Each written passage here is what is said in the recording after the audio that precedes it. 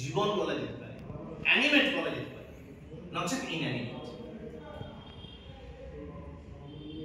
এই জীবন সম্পর্কে জানতে গিয়ে পরবর্তীতে মহাপ্রলয় হল, ঢুকে পড়লাম অভিনয়। যে অভিনয় তথা থিয়েটার মাদার মিডিয়াম, সেখান থেকে শুরু হয় অভিনয়ের পথ চলা। ওটা আতুর ঘর।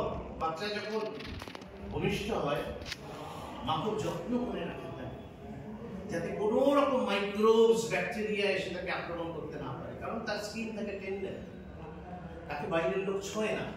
ওটা বলে আতুর ঘর। আর গ্রাম বাংলার মানুষরা আমরা দেখেছি আতুর ঘর একদম আলাদা ঘর হতো। সেই আতুর ঘর হচ্ছে থিয়েটার, এবং এই থিয়েটার নাকি জীবনের কথা, সত্যি জীবনের কথা। তা না হলে রামকৃষ্ণ বলছেন থিয়েটারে লোকশিক্ষা হয়, লোকশিক্ষা হয়, লোকশিক্ষা হয়। তার মানে জীবন সম্পর্কে বলে, তাই তো লোক শেখে, মানুষ শেখে, তাই না? তাহলে বিষয়টা দাঁড়ায় কোথায়? এই জীবনের মধ্যে, এই জীবন নিয়ে যখন আমরা আলোচনা করব, এই জীবন নিয়ে যখন ঘাঁটবো, এই জীবন নিয়ে যখন অভিনয়ের বৃত্তে কাজ করব, অর্থাৎ মানুষ নিয়ে যখন কাজ করব, সেখানে কি শুধু এই প্রণয়বাবুর মতো মানুষ, আমার মতো মানুষ, দেবজিৎদার মতো মানুষ বা অনুব্রতদার মতো মানুষ থাকবে? ছোটরা কেউ থাকবে না? এটা কি জীবন? ছোটরা তাহলে কোন জায়গায় আছে? আমি আমার বক্তারা, এখানে 3 জন বক্তা আজকে রয়েছে, অদ্ভুতভাবে একটা মনোযোগ তৈরি হয়ে গেল। তখন সেটা অভিভাবক আমার যে মা কালকে রিহার্সাল হবে, কালকে আমাদের কখন আসবে, রিহার্সালে যাবো। তারা ওই কি করে, যে বাচ্চা, অনেক বাচ্চা তো, একটা বাচ্চা সন্ধ্যাবেলা যাবো ওর সঙ্গে দেখা হবে, সন্ধ্যাবেলা যাবো ওর সঙ্গে দেখা হবে, ওরা খেলার ছলে স্টেজের মধ্যে হয়তো ইংবাদ হয়ে যায়। অভিভাবক নাও সে অ্যাডভান্সটা নিয়ে এরকম সন্ধ্যাবেলা রিহার্সাল ভাই, তোমার কর্মসূচি যে টাস্কটা দেওয়া আছে সেটা করতে হবে, আর তুমি যদি পুরো টাস্কটা আমাকে দেখাতে পারো আমি তোমাকে রেস্ট করে দিই। সুতরাং এই যে সাইমultaneous দুটো মন কাজ করছে, আমাকে রেস্টে যেতে হবে, তাকে পড়াশোনা করতে হবে। সেই ক্ষেত্রে আমি মনে করি আগে যেটা বললাম যে থিয়েটারে প্রয়োজনীয়তা আছে, অবশ্যই শিশুদের প্রয়োজন আছে, পাশাপাশি শিশুদের প্রয়োজনীয় থিয়েটার করার, এবং থিয়েটারে এমন কিছু বিষয়বস্তু আছে, এমন কিছু দিক আছে যেখানে একটা শিশু মন ভরে ওঠে আরো ব্যাপকভাবে। আমি এটুকুই বলতে পারলাম। যখন তখন আমার বয়স ছিল 16 বছর, আমি কৌশলী থিয়েটারে এসেছিলাম, কিন্তু থিয়েটারে জয়েন করেছিলাম 16 বছরে, সিরিয়াস থিয়েটার।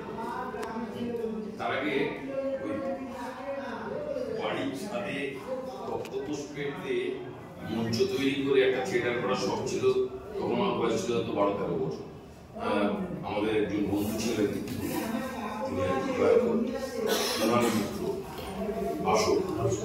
আমরা প্রায় সমবয়সী, আমার থেকে একটু ছোট। এটা কি 80s এর আগে? আমি 80s তো আমি 79 এর মাধ্যমিক। আচ্ছা, না এই সময়টা বলছি তুমি 70s, 70 ওই 75 6 7 তা ওই সেই প্রথমে রবীন্দ্রনাথ খ্যাতি বিলম্ব। রবীন্দ্রনাথের একটা গল্প ছিল ফটিক, মানে ছুটি, প্রধান চরিত্র ছিল ফটিক। সেই নাটকটা নিয়ে বাড়ির ছাদের মঞ্চ বেঁধে পাড়ার ছোট ছোট ছেলেদের লজেন্সের লোক দেখিয়ে নিয়ে আসতাম অডিয়েন্স, এই যে শুরু করেছিল। কিন্তু আমি সত্যি কথা বলতে কি, এই আমি খুব হিংসু। না একটু ভাই, আমরা আলোচনাটাকে করবো আমাদের শিশুদের আমি তাই আমি খুব হিংসু একটা জায়গায় যখন দেখি এদের বাবা মা সঙ্গে নিয়ে এদেরকে থিয়েটারটা করতে পাঠায়, আমি পাই, এদেরকে হিংসা করি। এটা আরো বেশি হওয়া দরকার। কেননা যদি ইতিহাস দেখা যায় যে চতুর্দশ বা পঞ্চদশ শতাব্দীতে শিশুদের জন্য গান ছিল, ছড়া ছিল, ধাঁধা ছিল, রূপকথা ছিল, সবটা মৌখিক মুদ্রণ ছিল, শুনে শুনে শ্রুতিতে। সপ্তদশ শতাব্দীতে যদি দেখা যায় পৃথিবীতে পুরোটাই বড়দের জন্য দেওয়া, ছোটদের জন্য কেউ ছোটরা প্রাপ্ত, ছোটরা নেই, জায়গায় নেই, ছোটরা নেই। ওই সপ্তদশ শতাব্দীতে একজন ইউরোপিয়ান দর্শনবিদ, তার নাম জন লক, তিনি তার একটি লেখায় বললেন যে ছোটরা হচ্ছে সাদা পাতা, এই সাদা পাতায় তুমি আঁকো, আঁকি বুকি কাটো, যা দেবে ওরা সেটা নেবে।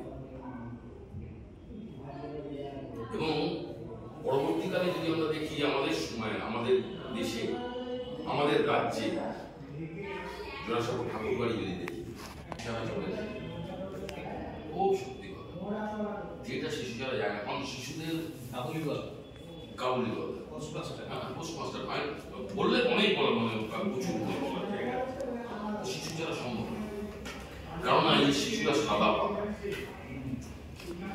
ওদেরকে আমরা যা দেবো ওরা নিতে পারে।